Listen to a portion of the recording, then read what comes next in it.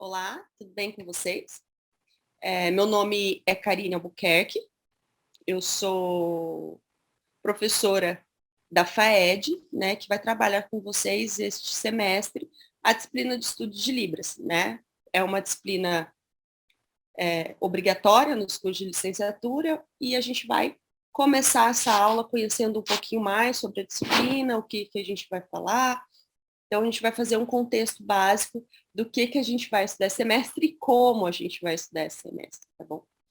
Então, eu sempre gosto de falar da disciplina e falar como que nós chegamos até aqui, né? Porque você deve pensar assim, não, eu já tenho aula de educação especial, por que eu tenho que ter aula de Libras? Então, essa disciplina, ela não é aleatória, não é por acaso, e também não é por benevolência, né, das instituições de ensino. A língua de sinais, ela foi reconhecida como meio legal de comunicação pela Lei 10.436 em 2002.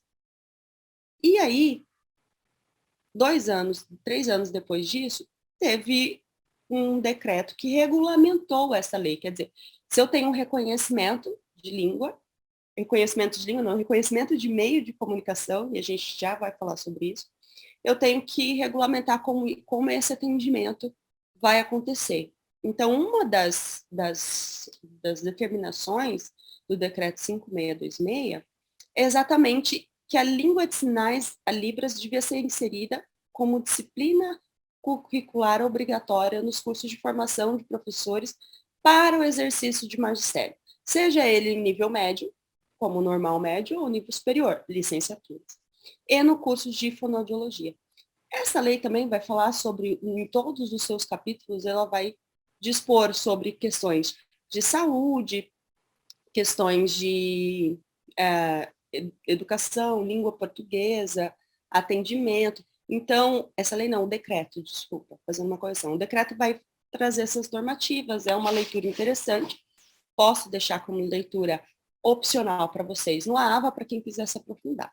Mas o que eu gostaria de destacar até aqui é que quando a gente trabalha essa disciplina, e a disciplina chama Libras, apesar da disciplina ter o nome da língua de sinais, ela não vai se tratar de uma disciplina especificamente comunicativa, tá? Mas isso também a gente vai aprofundar.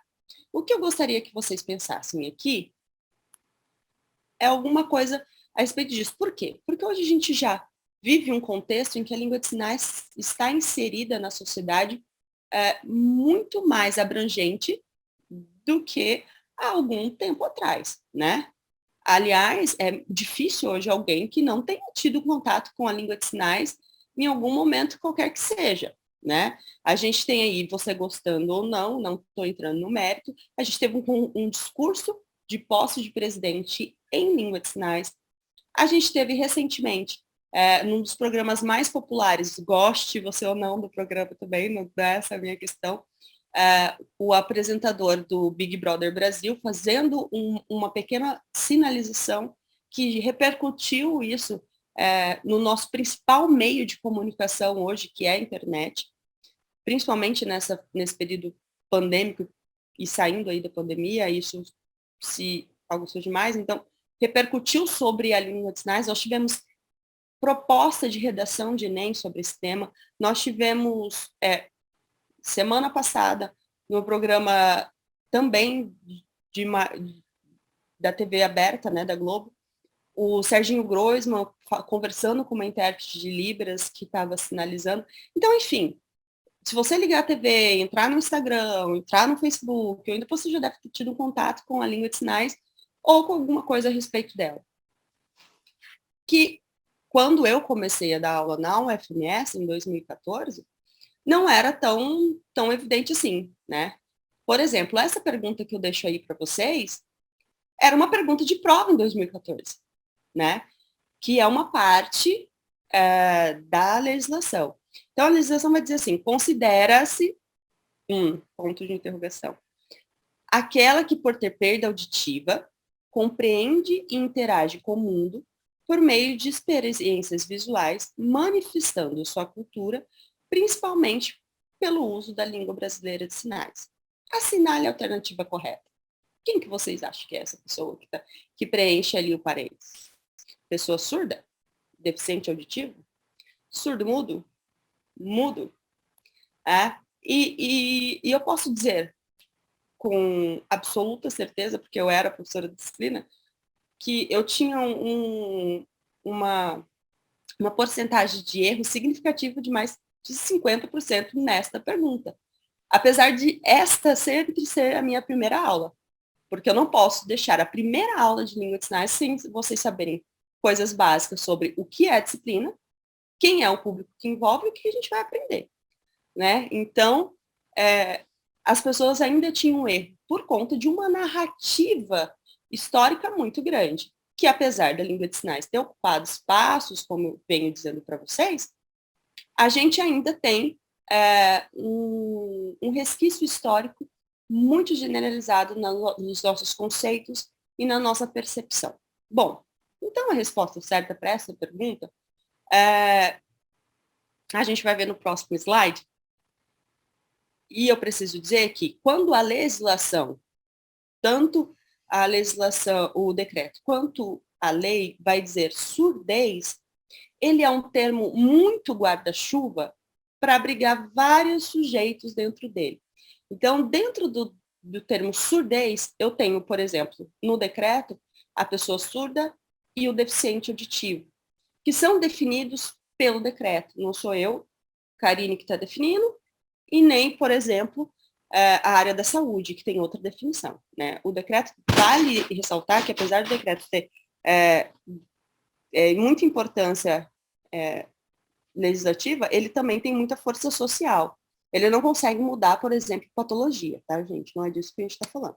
Então, a surdez, que é um termo que vem do discurso médico, né, da deficiência, a surdez, a incapacidade de ouvir, é definida na lei, né, para essas pessoas, deficiente auditivo, surdo cego. Por que ela é definida assim? Porque, segundo a nossa legislação, para ter surdez, eu tenho que ter uma perda auditiva bilateral severa ou profunda. Isso quer dizer de mais de 41 decibéis. Incapacidade de ouvir voz humana, por exemplo, para ficar, né, mais didático para vocês entenderem. Então, isso é a surdez. Então, teve uma perda bilateral. Bilateral. Veja que é diferente de, por exemplo, a deficiência visual. A deficiência visual, você pode ser monocular, que você já é considerado um deficiente visual. Vocês estudaram isso em educação especial. A surdez, não. Você pode ter uma perda profunda de um lado do ouvido que você ainda não é considerado surdo pela nossa legislação, tá? Aí os méritos são outros. Eu estou dizendo de baseamento teórico e de legislação.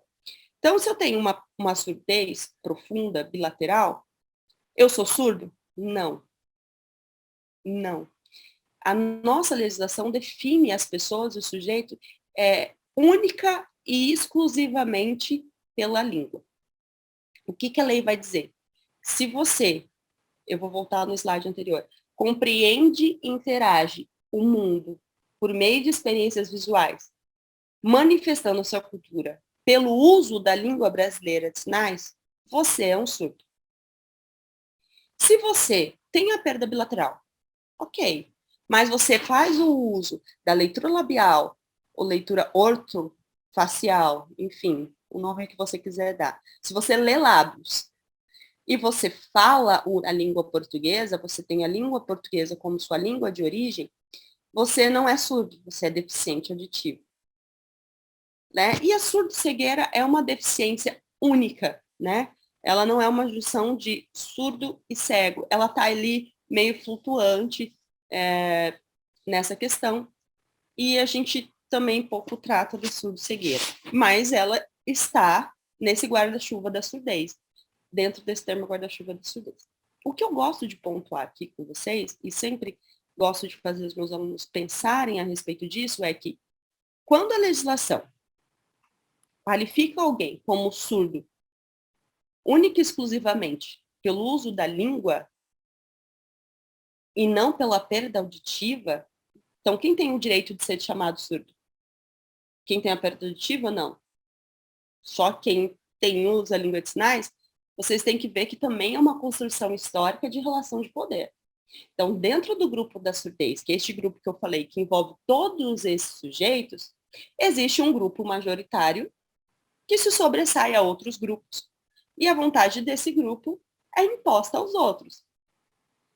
Como acontece em qualquer outra sociedade, em qualquer outros grupos, né? Então, a surdez existe isso. Essa narrativa de que você é surdo, você é deficiente auditivo, e aí a gente teve o tema da redação do Enem de 3, 4 anos atrás, explicando isso, e a lei traz lá, considera deficiente auditivo, e você não pode chamar um deficiente auditivo de surdo, não porque ele não queira, ou porque ele não seja, não tenha perda auditiva, simplesmente porque ele não usa a língua de sinais, a gente tem que entender que isso também é um discurso de uma parte maior dentro de um público, do discurso majoritário de poder. É uma relação de poder que se insere aí. Bom, e por isso eu justifico, por exemplo, a minha fala que nas minhas aulas, que em certos momentos eu vou chamar de surdo oralizado, e em alguns momentos eu vou chamar de surdos que ouvem, como eles gostam de ser denominados, um grupo gosta de ser denominados, porque é uma parcela significativa da surdez.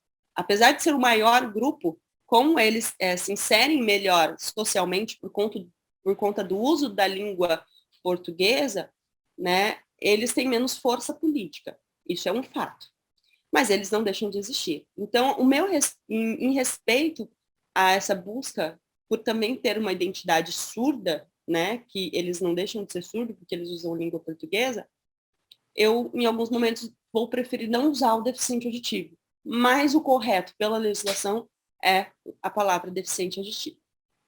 Bom, então, a gente vai falar nessa disciplina especificamente sobre surdos. Ah, professora, por quê? Porque eu não vou ter alunos deficientes auditivos ou surdos oralizados? Vai.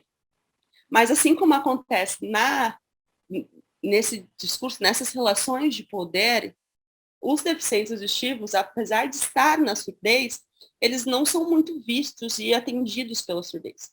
E a disciplina não chama surdez, a disciplina chama Libras.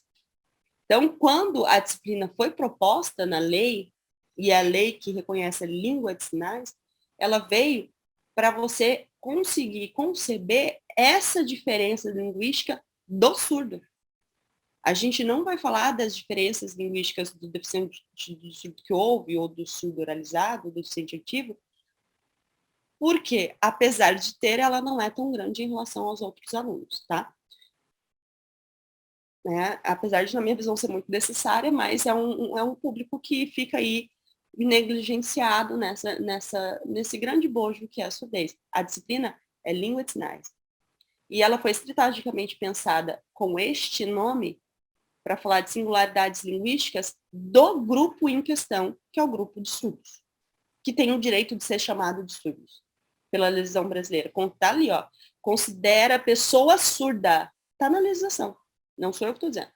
Pessoa surda, quem usa a língua de sinais. Quem não usa, Bom, vamos passar para outros questionamentos que também eram questionamentos de prova há um tempo atrás. Então, a lei também vai dizer assim, entende-se como a forma de comunicação e expressão, o sistema linguístico de natureza visual motora, com estrutura gramatical própria, que constituem sistemas linguísticos de transmissão de ideias oriundos da comunidade das pessoas surdas do Brasil. Assinale a alternativa. Desculpa, vou tomar uma água. A. Linguagem de sinais. B. Língua de gestos. C. Língua brasileira de sinais. D. Linguagem de sinais. Tempo. Brincadeira, gente. É muito comum que as pessoas respondam linguagem de sinais, tá? E exatamente pelo mesmo motivo que as pessoas acreditavam que era surdo-mudo ou mudo, né? Os erros eram comuns nesse sentido. Por quê? por uma narrativa histórica, né? Primeiro, que a gente tem um berço, uma origem teórica muito eurocêntrica, vem do inglês. E no inglês, se você pegar a palavra, a tradução de língua e linguagem é feita pelo contexto, a palavra em si é a mesma. Né? Então, é comum se falar linguagem brasileira e sinais, porque também os textos eram traduzidos assim do inglês. Por exemplo,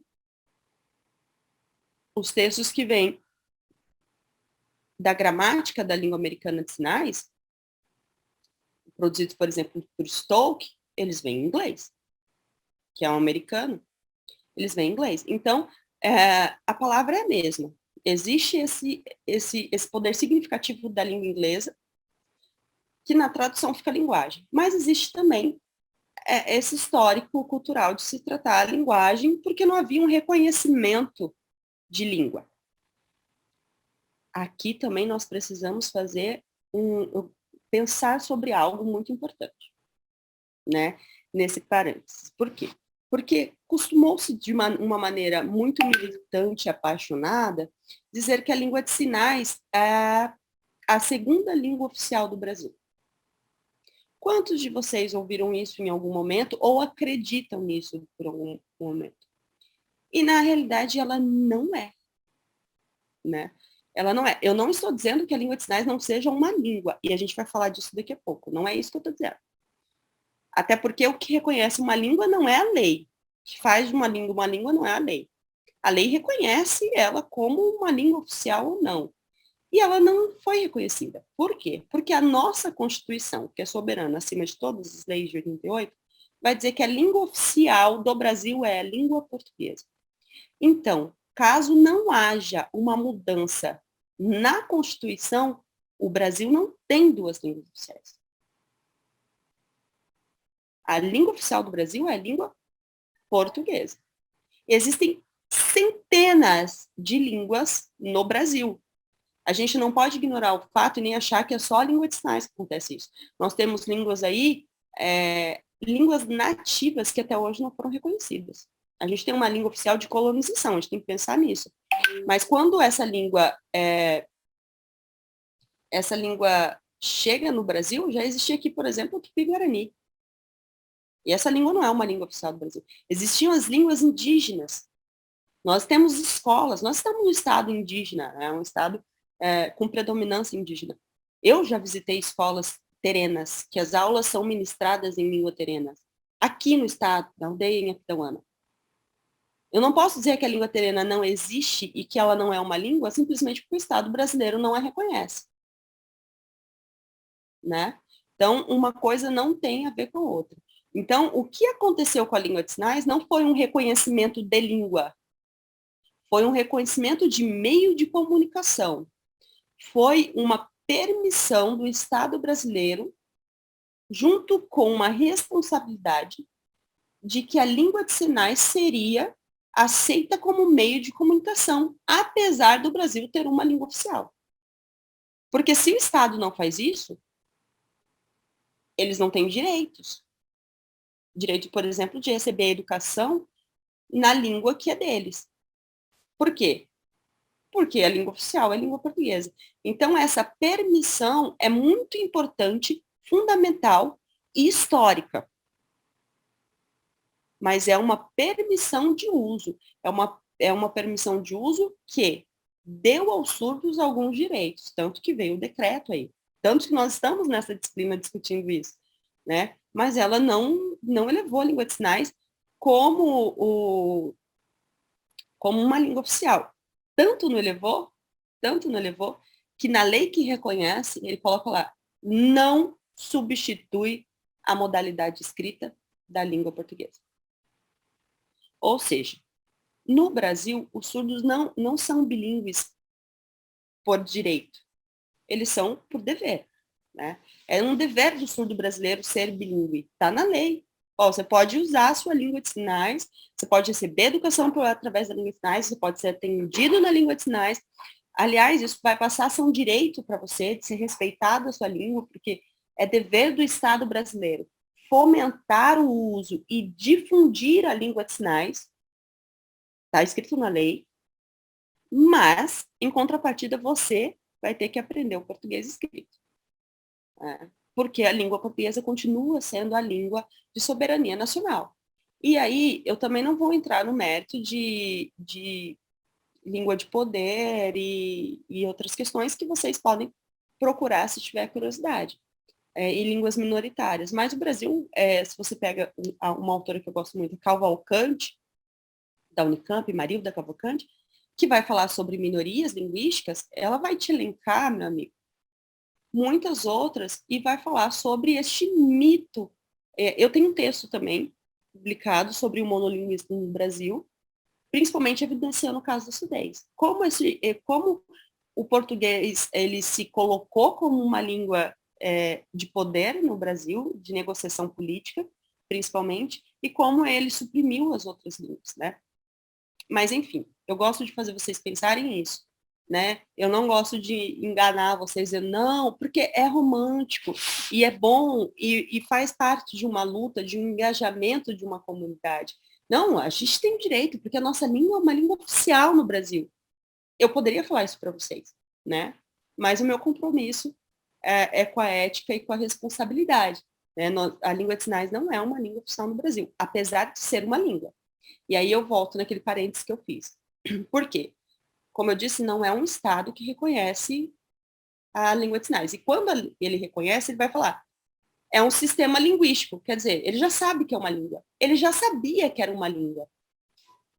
Ele só não reconhecia ela como meio legal de comunicação. O que faz a língua de sinais ser uma língua é exatamente o fato dela ser natural, dela ser um sistema linguístico que responde a todos os critérios linguísticos de língua, e ela ser biologicamente acomodada na mesma parte que qualquer outra língua do mundo. O que eu quero dizer? Existiu um experimento, vocês vão ver isso no livro fantástico chamado Vendo Vozes, de Oliver Sacks. Posso deixar também, se eu achar ele em PDF, como uma leitura aqui para vocês, opcional. Ele vai contar como foi feito o experimento de surdos sinalizando um mapeamento cerebral. Por quê? Eles queriam saber exatamente isso. Se é uma língua visual, ela é acomodada na parte de imagem, porque daí não tem a ver com linguagem, e aí a relação língua e linguagem não tem a ver com a linguagem, ou ela é acomodada no nosso cérebro na parte de linguagem, que é onde ficam as línguas, que são aqui, que é aqui nessa parte cerebral esquerda, no front. E aí, ele fez, e isso, lá nos Estados Unidos, há muito tempo atrás, já foi provado cientificamente que as línguas sinais são acomodadas quando um surdo está sinalizando ou vendo uma sinalização, assim como eu, quando estou falando, ou ouvindo alguma coisa, em qualquer uma das línguas que eu sei, eu estou acessando uma parte cerebral da linguagem, que fica aqui na parte frontal do meu cérebro, do lado esquerdo.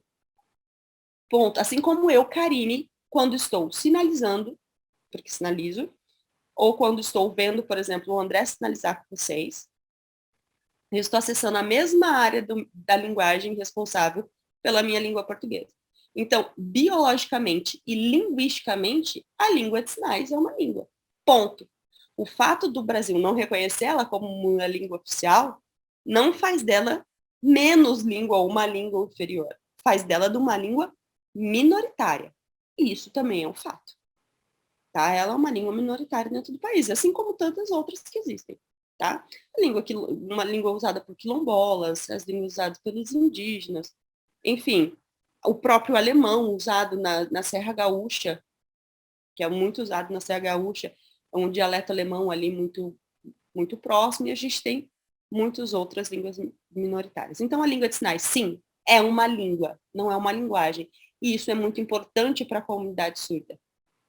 Tá? É muito importante para a comunidade surda. Então, é que nem chegar aqui e falar, oi, Campo Grande, Mato Grosso. Você sempre vai ouvir o do Sul. Nós não somos Mato Grosso, isso é muito... Apesar de ser Mato Grosso, no que nós somos Mato Grosso, nossa origem é Mato Grosso, mas a gente dividiu e é do Sul. Ponto. É que nem você chegar... Isso é exatamente igual quando você chega perto de alguém, como eu ou qualquer outra pessoa da área da surdez, e fala linguagem de sinais. Ela vai falar, língua? A língua é o nosso do sul, tá? E por quê? Porque isso trouxe muitos reconhecimentos e muitos direitos, inclusive o fato de nós estarmos ocupando este espaço. E com isso, nós respondemos a próxima pergunta. O uso da língua de sinais atrapalha a aprendizagem da língua oral? Bom, isso é muito polêmico, né? Porque entra numa parte teórica que você vai ter que se acomodar e escolher, né? Eu sou da parte teórica que vou dizer que nenhuma língua atrapalha a outra. Se a língua de sinais é língua como qualquer outra, como qualquer outra, e é isso que os surdos defendem, eu não posso dizer que o surdo oralizar vai atrapalhar a língua de sinais, assim como eu não posso dizer que o surdo sinalizar vai atrapalhar a aquisição da língua portuguesa. Elas são independentes. Surdolinguística, quer dizer, o que eu acredito é, quanto mais exposição linguística no desenvolvimento da linguagem, maior apropriação de línguas a criança vai ter e maior capacidade de usar essas línguas. É isso que eu acredito, tá? É essa a minha teoria. A minha não, a teoria que eu me aproprio e que eu me visto para falar com vocês, tá? Não existe esse atrapalho. O que acontece no caso das crianças surdas? Identificação. Como ela não tem resposta sonora, e nos primeiros anos de vida, a terapia de fala é uma terapia de estímulo sensorial, sem resposta e sem conceito, quando eu sinalizo, eu passo a ter um conceito muito mais significativo, e isso corresponde visualmente ao que é o oral, ao conforto, obviamente eu vou ter uma atenção voltada para aquilo que me dá mais conforto do que aquilo que me requer mais trabalho. E, sinceramente, crianças de 5, 6 anos não é propriamente o público-alvo mais determinado. Fala, não, eu vou querer falar, eu vou querer aprender a língua que eu não estou conseguindo nem entender um conceito, porque eu não tenho resposta de som. O surdo não tem resposta auditiva. E é uma criança de 6 anos. Então, talvez não aconteça isso concomitante de fala, mas escrito a gente pode começar a pensar nessas questões, que é o que eu penso a respeito disso na minha tese, que depois eu posso compartilhar também com vocês. A língua de sinais é alfabeto manual? Não. Aliás, o alfabeto manual é um empréstimo da língua portuguesa, pouquíssimo usado na língua de sinais. Vocês não viram o André usar, acho que quando eu falei meu nome, ele deve ter usado, assim, e só.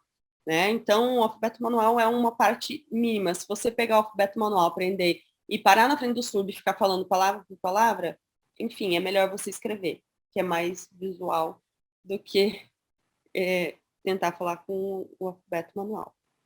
Todos os surdos são oralizados, fazem leitura labial? Obviamente que não. Na realidade, esses que fazem leitura labial e são oralizados, nem têm o direito de ser chamados de surdos.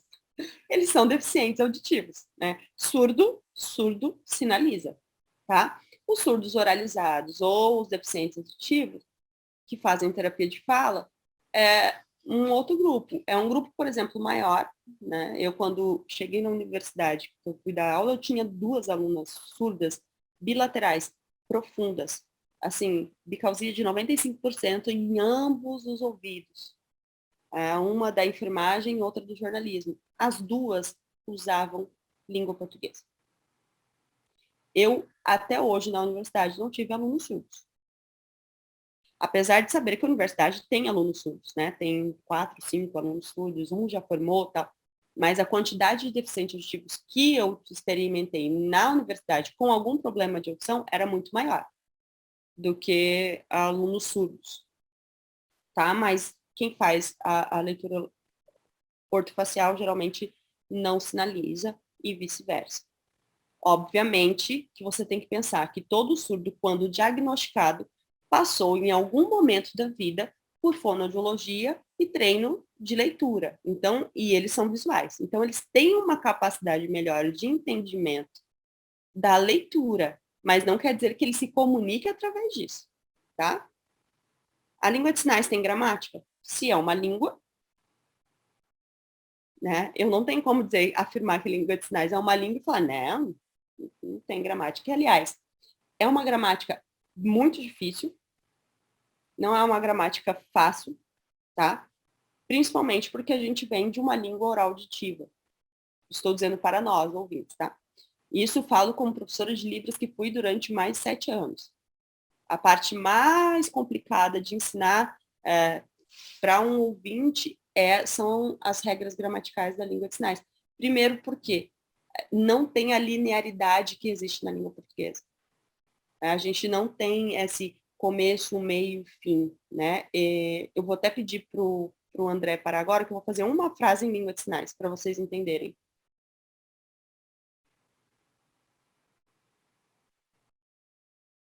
Eu disse, a casa do meu vizinho foi roubada. Foi isso que eu disse na minha frase. E eu disse isso com a simultaneidade da gramática da língua de sinais, com um sinal apenas e uma expressão facial e um lugar colocado. Então, eu tenho a minha casa, a do lado, e eu sinalizo aqui, junto, foi roubado. E essa é uma simultaneidade que não existe na língua de sinais. Eu tenho que dizer, a casa do meu vizinho foi roubada. Então, é só um mínimo exemplo para vocês entenderem, tá, gente? Porque a gente não vai aprender gramática da língua de sinais. E a língua de sinais não é universal, tá? Eu acho que isso daqui é mais universal que a gramática da língua de sinais. Que tá todo mundo fazendo isso agora. Eu acho que deve ser mais universal. Como língua, gente, existe uma língua que seja universal? Existem línguas de maior poder econômico e de maior aquisição e falada pelo mundo. A gente tem o inglês. Acontece a mesma coisa na língua de sinais com a língua americana de sinais. Mas as línguas, elas são naturais de povos situados culturalmente e geograficamente. É muito difícil eu conseguir surdos que falem a mesma língua aqui. Na Austrália, é um pouco ilógico se a gente pensar a respeito disso, porque a distância geográfica é muito grande e como eles falariam a mesma língua, assim, os dois surdos pensam no mesmo sinal para a mesma coisa, com culturas diferentes, com trocas diferentes, impossível, né? Então, as línguas de sinais, elas não são universais.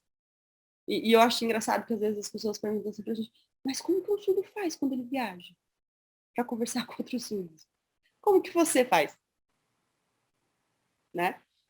Bom, então, alguns direitos legais que foram dados a partir desse reconhecimento que nos trouxe até aqui como disciplina foi acesso à educação, ao ensino bilíngue, que é uma coisa que nós vamos trabalhar bastante nessa disciplina. Garantias sociais, como atendimento em repartições públicas e acesso à língua de sinais em qualquer espaço, e a gente vê aí umas mudanças até tecnológicas, você vê alguns avatares tentando fazer essa tradução simultânea, pesquisas científicas da língua de sinais e tudo mais. E também os atendimentos na saúde e nas repartições públicas em língua de sinais, né? Então, todo o serviço público e os concessionários de serviço público devem ter atendimento em língua de sinais, né? E isso é um direito que veio por conta da língua de sinais ser um meio legal de comunicação. Então, eu tenho o direito de me comunicar por ela. Então, se eu tenho esse direito, as pessoas têm o dever de suprir os meus direitos, né?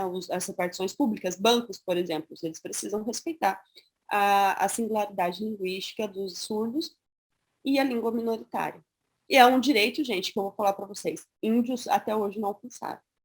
É muito significativo você pensar assim, não é a situação ideal, eu não estou dizendo que a gente chegou onde a gente queria com a língua de sinais, onde é o ideal, porque a gente nunca vai chegar, né, no lugar, o utópico, já diria Marx, existe o utópico, né, o utópico é sempre muito bom e belo, a gente não chega, mas a gente tem que aceitar que conquistas muito significativas foram alcançadas ao longo desses últimos 20 anos que você tem aí povos indígenas que são originários do Brasil não alcançaram até hoje. Tá? Então, o que nós vamos estudar nessa disciplina, professora? A gente vai estudar a surdez, vai estudar a língua, o que nós vamos estudar? Então, essa disciplina, como ela disse, é uma disciplina obrigatória para professores. Por quê? Porque a gente precisa conversar sobre algumas questões pedagógicas do aluno com surdez, principalmente a respeito da língua de sinais e das questões de desenvolvimento da linguagem relacionadas a esse aprendizado. O professor precisa ter essa consciência para poder fazer um trabalho e tomar atitudes pedagógicas para com este aluno, quando ele tiver, que possam sanar as especificidades desse aluno. Então, o que a gente tem que fazer aqui é te dar subsídios, é para mostrar assim, ó, o aluno surdo, ele aprende assim. Por que ele aprende assim? Porque ele teve este desenvolvimento. E dentro desse desenvolvimento, e dentro dessa singularidade linguística que ele tem, que é Libras, que é diferente, você vai ter um intérprete. E aí, alguns problemas vão ser resolvidos, mas outros de aprendizagem, a gente vai precisar conversar a respeito disso. Por conta, justamente, da linguagem. São problemas que são derivados deste desenvolvimento da linguagem. Então, a gente vai falar sobre questões pedagógicas, a gente vai falar sobre a linguagem, a gente vai falar sobre as especificidades da língua de sinais que vão aparecer nessa aprendizagem, a gente vai falar sobre intérprete educacional, que é muito importante para essa educação, esse processo acontecer, principalmente nas séries iniciais do ensino fundamental, que a maioria alguns de vocês não dá aula, mas como ele exporta também nas séries finais do ensino médio, qual a diferença de atuação desse intérprete, o que eu posso esperar desse profissional e o que eu preciso fazer para contribuir com essa relação, porque é um profissional posto, né? Principalmente no estado como o nosso, Mato Grosso do Sul, que é uma referência nesse atendimento. A gente vai falar sobre educação bilíngue, que recentemente foi elevada a modalidade de ensino, assim como a educação especial e a educação de jovens e adultos. Ano passado a gente teve a modalidade de ensino bilíngue, educação bilíngue, como que isso vai acontecer, o que é isso e o que isso acarreta na prática para a escola, para a educação básica.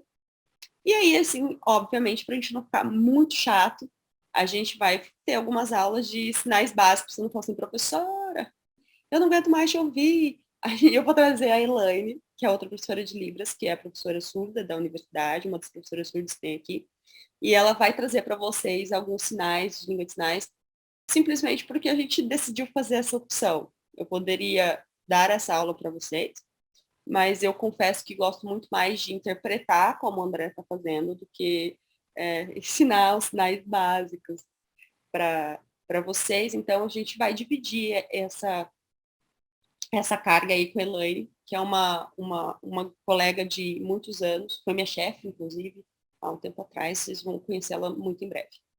Né? Esse daí eu coloquei para vocês, são alguns sinais importantes. O primeiro, começando da esquerda para a direita, é o sinal de que alguma coisa é acessível em libras. O sinal de acessível em libras é este, né? Este é um dos poucos universais linguísticos que a gente tem na língua de sinais, que é Eu Te Amo. E o sinal do nosso país, Brasil, que são selos comemorativos do Correio em 2020, no Dia do Surdo. É bem legal, eu trouxe aí só para questão de compartilhar mesmo.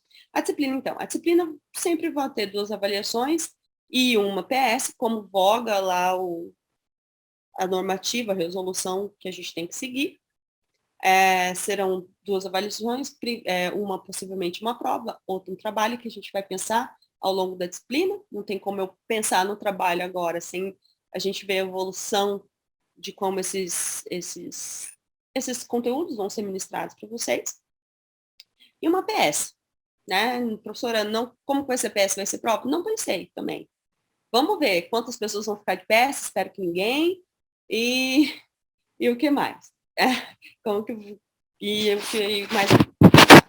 Bom, a respeito do AVA, eu acho que vocês já com essa aula vão conseguir compreender como a gente vai trabalhar. Então, a gente vai colocar conteúdos semanalmente ou quinzenalmente, dependendo do conteúdo, mas as atividades devem ser feitas semanalmente para a gente conseguir essa presença de vocês. Então, a presença de vocês no AVA é dada pelas atividades que a gente vai colocar lá. Então, ou um fórum, essa semana passada foi um fórum, né, de apresentação. Eu só quero fazer um parênteses que nesse primeiro mês eu vou deixar todas as atividades abertas por 2 semanas, tá? Porque é uma fase de adaptação, eu sei, eu também nunca tinha dado aula no AVA, eu estou apanhando também como vocês com AVA, estou tendo que aprender fazendo, então a gente vai funcionar assim, esse primeiro mês, 2 semanas. Então, o legal da disciplina e a proposta dessa disciplina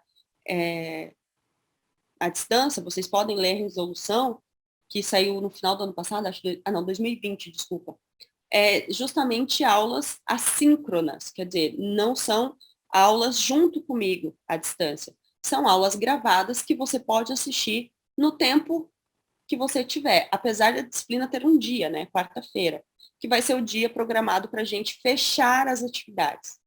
Então, eu coloco numa quarta-feira e fecho numa quarta-feira sempre, tá? Porque é o dia programado do CISCAD para a gente te dar presença. Mas apesar disso, você tem da quarta, você tem quinta, sexta, sábado, domingo, segunda, terça e a outra quarta para você assistir a aula, para você responder atividades sobre a aula, para você ganhar a sua presença ou assim, se for quinzenal, né? Se for uma aula mais pesadinha, que eu vou precisar da aula, eu vou precisar do texto, que você leia o texto para você responder as questões, ou fórum, ou uma atividade que vai estar proposta, né? Que vai ser quinzenalmente, vai ter uma atividade para uma semana e outra atividade para uma semana, mais uma aula só. E eu sempre vou começar avisando, gente, essa aula é programada para as 2 próximas semanas. Então, vai ter uma aula gravada para 2 semanas, mas as atividades serão semanalmente. Espero que vocês tenham compreendido. Se não tiverem compreendido, tem o bate-papo. Entre em contato lá no bate-papo que que eu vou responder geralmente às quartas-feiras para vocês, porque eu tenho outras turmas, então eu tenho que separar os dias para as turmas, né? Eu tenho aula presencial, eu tenho outras turmas à distância, então, para responder a turma de quarta, eu vou responder na quarta. Para responder a turma de quinta, que eu posso estar falando agora para a turma de quinta, que é a mesma aula, mas turmas diferentes, eu vou responder na quinta. A turma de segunda, eu respondo na segunda, entende? Então, mas deixa a sua dúvida lá, professora, eu não compreendi isso, eu não compreendi. Vai sempre ter um fórum também de tire suas dúvidas. Estou com dúvida sobre o conteúdo, coloco no fórum. Estou com uma dúvida particular que eu não quero que todo mundo saiba, vai lá no bate-papo. Tá? O AVA ele é bem interativo, bem intuitivo, eu digo isso por mim, não estou dizendo que é fácil. Estou dizendo que é intuitivo. Você vai mexendo, uma hora você vê se já conseguiu. Né? Então, essas questões são mais complexas, mas a gente vai conseguir se adaptar. Então, funcionamos assim.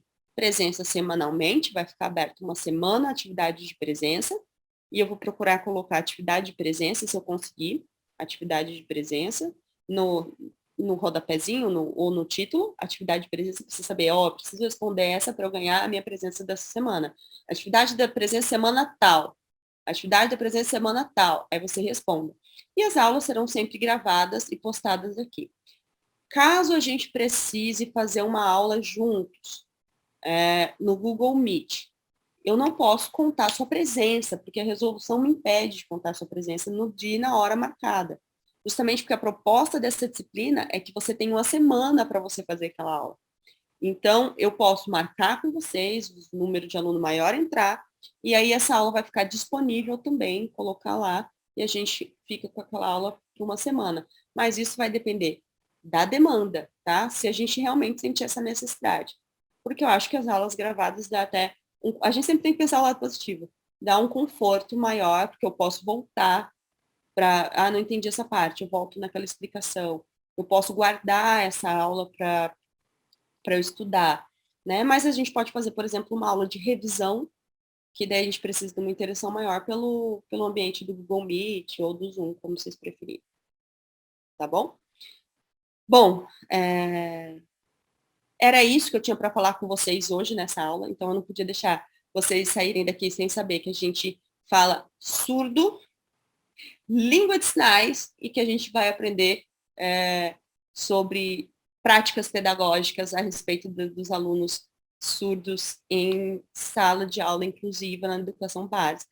Apesar de a gente também dar uma passeada ali sobre escolas específicas para surdos, escolas bilíngues, tá? Mas a nossa proposta maior da disciplina é falar com o professor de educação básica de escola inclusiva. Essa é a nossa proposta, porque para a escola bilíngue existe cursos, né, de educação bilíngue, existe cursos de letras libras e existe pós-graduação, que a gente forma professor de educação básica, tá? E eu espero que vocês formem super bem, que quando você chega lá na educação básica e tem um aluno surdo, porque uma hora ou outra você vai ter, você vai falar assim, eu tive aula com a Karine, e isso, pelo menos, a quem recorrer e onde ir, eu vou saber fazer, tá? É esse o meu desejo. Se eu fiz isso, eu cumpri minha missão. Eu quero que vocês saibam atender, não tem receita de bolo, mas eu quero que vocês tenham subsídios para saber onde encontrar e saber as ferramentas como vocês vão trabalhar, tá bom? Eu vou ficando por aqui, agradeço muito a atenção de vocês, até a próxima aula.